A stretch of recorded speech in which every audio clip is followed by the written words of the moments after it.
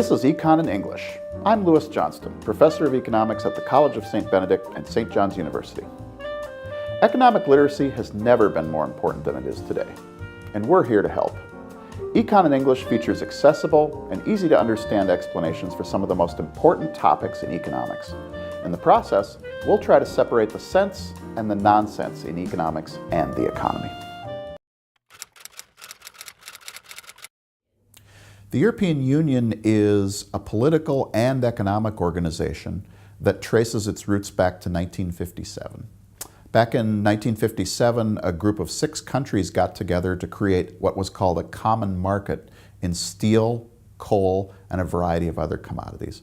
The idea was the coal fields and the steel were primarily located in areas that were both French and German, and yet there was a border that was dividing them. And so it made sense to actually have a common market where there weren't trade restrictions across the borders of France, Germany, and some of the other countries that participated in this economy, namely Belgium, Luxembourg, and the Netherlands. The European Union consists of all the countries that have joined the European community. The Eurozone is a subset of those countries. It's a group of countries that have chosen to use a single currency called the euro. So for instance, France and Germany both use the euro as their currencies. There's not a specific French currency or German currency. They're both part of the European Union.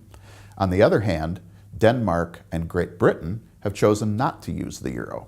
They have their own currencies, but they are part of the European Union. So British citizens, Danish citizens, they can move freely throughout the European Union area. They can take jobs, they can buy property. It's all common. But if they want to spend any money in France or Germany, they have to exchange their money just like an American would have to. They have to exchange their British pounds or their Danish kroner for euros.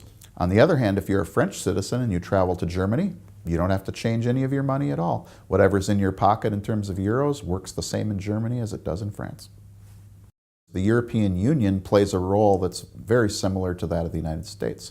So we should care about whether the European Union is booming or is in a recession because it can have a disproportionate effect on the rest of the world. For example, one concern that people have been talking about a lot is that unemployment in places like Spain, Portugal, France are all over 10%. What is that going to mean for the world economy to have 10% of the French population or 30% of the population in Spain out of work when refugees from other places are coming into these countries?